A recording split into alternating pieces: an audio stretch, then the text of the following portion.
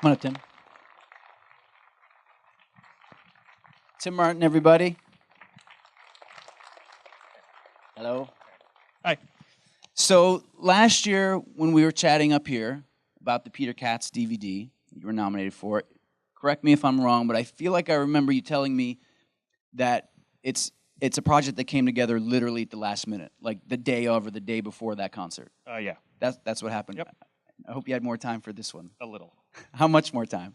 A couple months. A couple months. Yeah. So, I mean, the thing with Michael KAESHAMMER, and you and I were talking about it earlier, is that, I mean, I was kind of familiar with him, but not as much as I feel like I should be after seeing the DVD. And I told you I'm like a Harry Connick Jr. kid.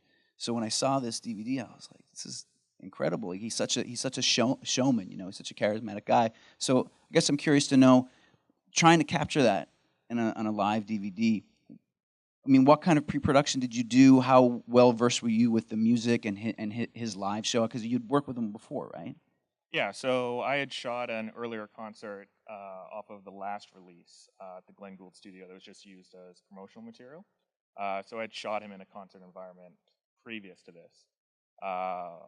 This was different because of the venue and style of the shoot.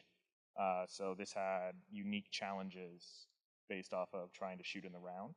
Right. With this size of band.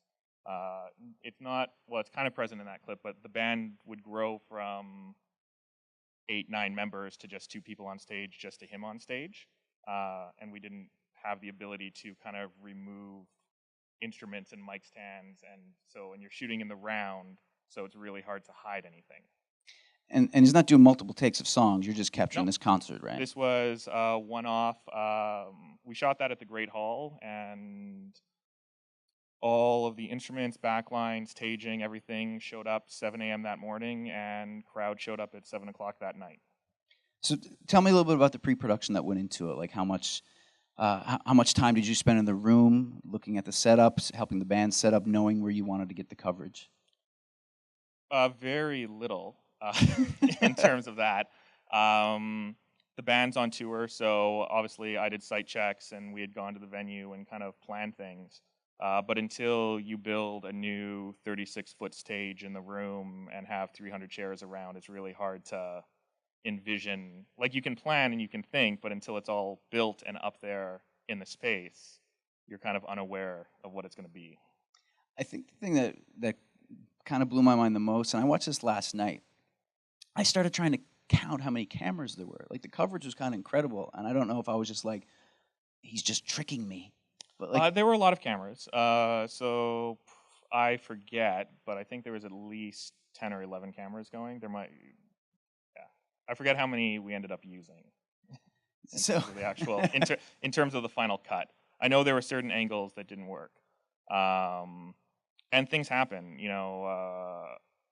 There's a last-minute mic placement in the piano that kind of like changes the game in terms of where you can shoot and what angles you can shoot. And it's one of the things with doing, you know, unless you can get into a venue weeks in advance and kind of set up and do run-through after run-through, you know, part of it, the excitement of doing projects like this is the fact that it's like putting on any live show. You don't really know what's going to happen. You can try to control it, but things are always going to come up.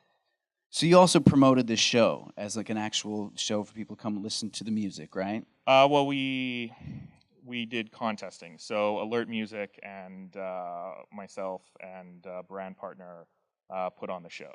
So it wasn't a ticketed event. It wasn't like we were going into a venue that he was already playing. Right. So it's kind of extra stress for you, right? Yep. Right? The snowstorm that morning didn't help either. There was a snowstorm that morning, right? So as the night unfolded and he started performing, did it go smoothly right up to the end? Like, try to put me in the middle of the madness that's there, because sitting in my living room watching, I'm like, this is such a great concert, but you were probably freaking out a little bit. Yeah, I'm always freaking out on when the show is occurring. But Michael's a great performer. Like, that's the one thing that makes doing a project like this easy, is when you watch him perform, you kind of just have to point a camera at him. And that's it. Yeah. And there was no nothing that you'd go back and change. Do we want? Hundreds of things. Go back and change. Choosing a venue that had 36 steps to the main floor without a freight elevator, and trying to move a grand piano into it would be like number one on the list of things I would change. Maybe just change that. Just that. That would. It was actually incredible to watch them do it. I bet. Yeah. Okay, so above and beyond this, tell me what else you're working on. Currently working on a project with Alex Cuba, and that should be out sometime this year. And we just shot a theatrical concert film with the Stars during CMW, so that'll be out this spring as well. And we'll chat about it next year. Maybe. Okay. If I'm lucky. Tim Martin, everybody. Thanks, man.